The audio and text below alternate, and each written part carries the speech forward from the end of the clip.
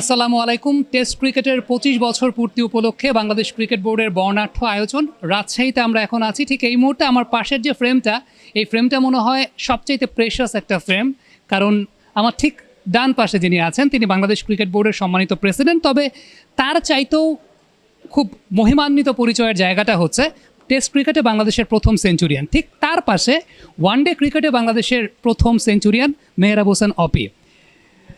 বুলবুল ভাই, কখনো কি আপনাদের মধ্যে এই কম্পিটিশনটা হয় যে এখন তো যেহেতু হোয়াইট বল ক্রিকেটের এরা, আপনি প্রথম টেস্ট সেঞ্চুরিয়ান, উনি প্রথম ওয়ানডে সেঞ্চুরিয়ান, কখনো ডিবেটটা হয় যে কোন সেঞ্চুরিটা বেশি প্রেশাস?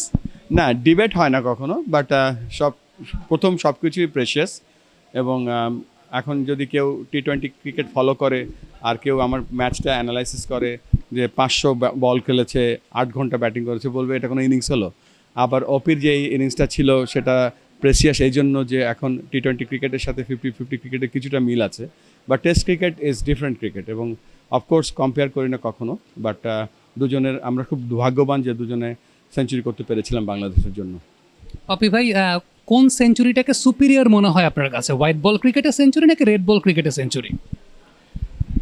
ক্রিকেট খেলাটা যখন শুরু করেছিলাম তখন কিন্তু রেড বল ক্রিকেটেই শুরু করেছিলাম। দুটোই প্রিশিয়াস, কিন্তু তারপরে আমি বলবো রেড বল ক্রিকেটেরটা এই কারণেই, ক্রিকেট যখন শুরু হয়েছে তখন থেকে কিন্তু রেড বলেই শুরু হয়েছিল।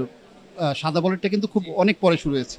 তো খেলা শিখেছি রেড বল দিয়েই, সেঞ্চুরিও বুলবাই করেছেন রেড বলেই। আমরা ক্রিকেট খেলা শিখেছি রেড বলেই, সব কিছু। তো আমি বুলবুলেরটা আমি দুজনেরটা এগিয়ে রাখছি, দুটোই প্রিশিয়াস, কিন্তু তারপরে red ball different ball game.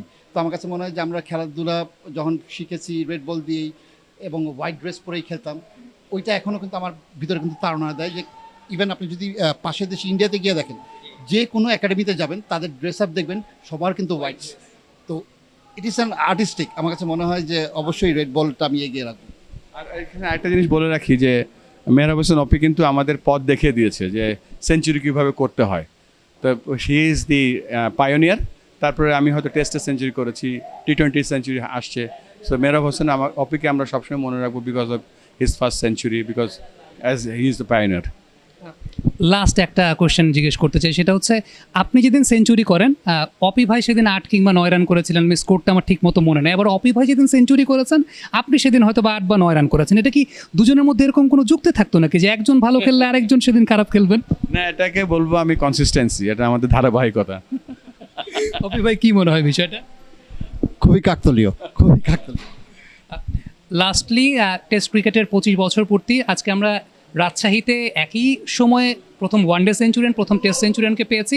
কি বার্তাটা আসলে আমরা দিতে চাচ্ছি পরবর্তী প্রজন্মের কাছে? দেখেন, ওই অপি যে কথাটা বললো কাকতালীয়, দেখেন আজকে 25 বছরের যে পূর্তি আমরা করতে যাচ্ছি দেশব্যাপী, এবং এই যে টেস্ট ক্রিকেটটা যে অরিজিনাল ক্রিকেট, টেস্ট ক্রিকেটের মাধ্যমে যে মানুষের টেম্পারামেন্ট, ধৈর্য, ক্রিকেট স্কিল কত প্রখর বা কত ডিপ থাকতে পারলে টেস্ট ক্রিকেট খেলতে পারে।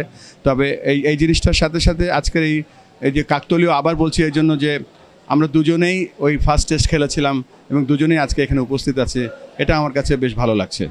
Thank you so much, thank you so much. দর্শক, আজকে টেস্ট ক্রিকেটের প্রথম সেঞ্চুরিয়ান, ওয়ানডে ক্রিকেটের প্রথম সেঞ্চুরিয়ানকে একটা ফ্রেমে পেয়েছি। জানি না এই সুযোগ সবসময় খুব বেশি হয় না, আশা করছি আপনারা উপভোগ করেছেন।